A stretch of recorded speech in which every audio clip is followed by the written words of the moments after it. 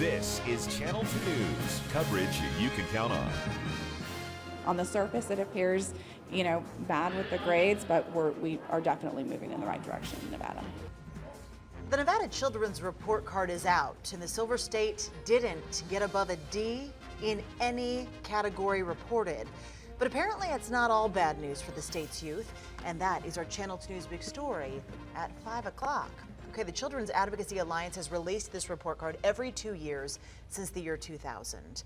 Good evening, I'm Kristen Remington. And I'm Landon Miller. Thank you for joining us tonight. Now, that alliance is a Nevada group that actually grades the Silver State based on its standing with other states in key measures involving children.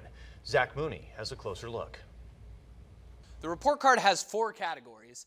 Here in health, Nevada got a D. Safety, Nevada got a D+. In education, Nevada got an F. And this year's report, they added a 4th category, economic well-being. Nevada got a D-.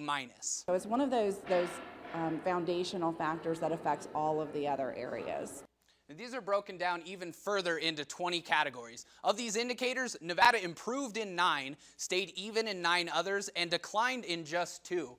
But overall, the Silver State gets a D. We're trending up in most of these categories. We're really making improvements. The grade reflects where the state ranks nationally. In some cases, Tanata says the state's progress is just slower than others. So we keep our low rankings. In other cases, there was simply too much ground for Nevada to cover. For example, in 2014, Tanata says the state had the largest percentage increase for the number of insured children. And we went from 51st to 48th. That's huge for our state. Do we still get an F? Yes, we still got an F because we're still at the bottom and we're not done, but it takes time. Nevada's a challenging state. We have suburban, we have rural, and so that combination tends to make it a little more difficult to rank. Washoe County Assistant Manager Kevin Schiller says funding is the biggest challenge he faces. He says competing for dollars out of the general fund will be big for the 2017 legislative session. It's really going to be a session about, flat funding. How do we change it in the longer term, and in the shorter term, where are those dollars that we can leverage together?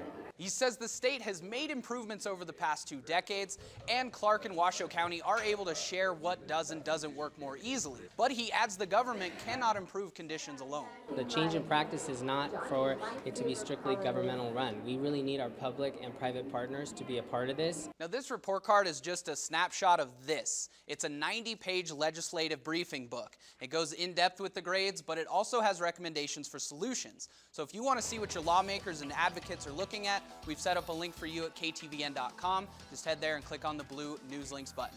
Covering the story, Zach Mooney, Channel 2 News.